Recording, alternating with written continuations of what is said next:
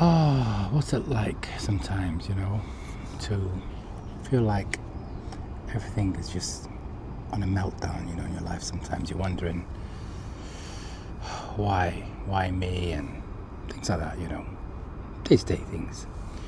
But you need to realize this. Everything in life you go through is a lesson, a beautiful lesson at that as well. You know that I remember looking back at times when I used to go through challenges in life. Oh, experience that moment and challenge, you just feel like it's really hard. It's the whole situation is bigger than it seems, but when you sit there and analyze it and you start looking at it from a different angle, everything changes, And that's where I start discovering later on in life that we make things bigger than they are. We give them the value that they don't deserve. It's like fear. You see, fear only exists in your mind. Now, there's two types of fear. The fear that we created and the fear that, you have to be careful in life. That's not the fear I'm talking about. I'm talking about the fear that we create for ourselves in life. Like, for example, you go for a job interview and you're sitting there thinking the worst case scenario. You're thinking, what can I say and what am I going to not say and blah, blah, blah, And when you finish the interview, like, I could have said this, I should have said that. You know who created that? You. Just be yourself.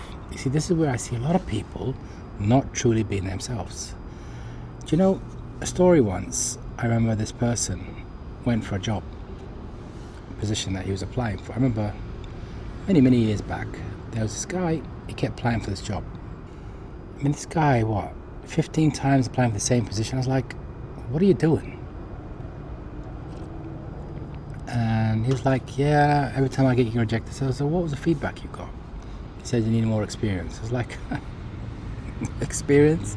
Listen, I've worked with you for about 2 years now, and you're the guru, you're the SME in this. You're the subject matter expert, as they say, the SME. So it's not experience. You're applying for the wrong job. It's like, what do you mean the wrong job?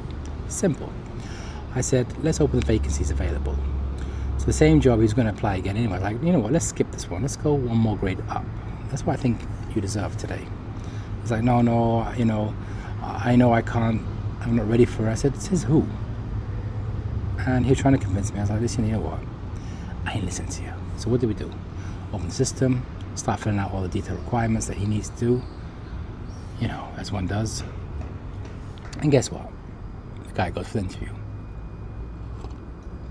Comes back. I said, so how'd it go? He's like, yeah, actually went quite well. I'm like, right.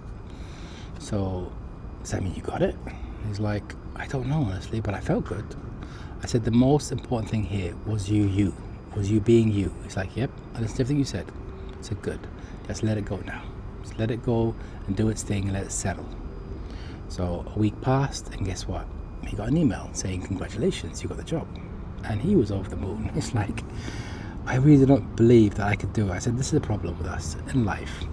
We sit there and tend to think that we are not capable. It's the fear that we create in our own mind that thinking, we can't do things. Which is, if you really looked at yourself properly, the sky is a limit of where you want to go in life. You see, this is where I tell people you need to believe in yourself more. Believe that you can really, really do things that you think is not achievable. We use the word impossible, just delete the first two letters and you get what? Possible. So you need to change the way you see things in life, the way you see things as a challenge and so forth. Anyway, that's it for now.